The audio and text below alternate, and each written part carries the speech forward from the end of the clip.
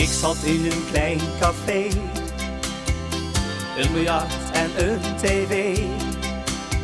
Een oude man zat voor zich uit te staren.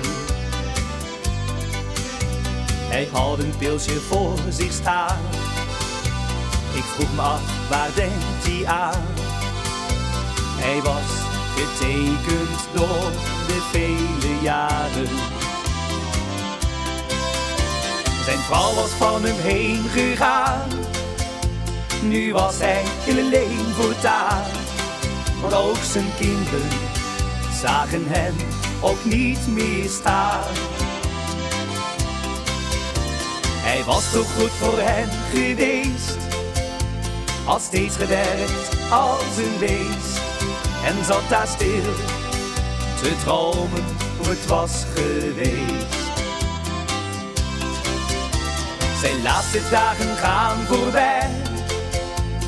Eenzaam en alleen ziet hij en vraagt zich af, waar bleef die mooie tijd?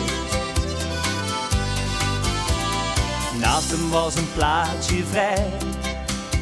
Hij keek me aan terwijl hij zei, neem een stoel en kom eens even met me praten.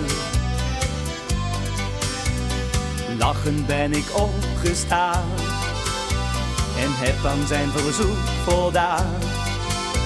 Ik dacht, dan voelt hij zich niet zo verlaten. Zijn vrouw was van hem heen gegaan. Nu was hij heel alleen voortaan. Want ook zijn kinderen zagen hem ook niet meer staan.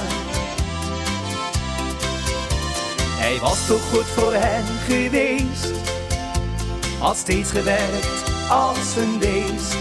En zat daar stil te dromen hoe het was geweest. Zijn laatste dagen gaan voorbij. Eenzaam en alleen ziet hij en vraagt zich af, waar bleef die mooie tijd?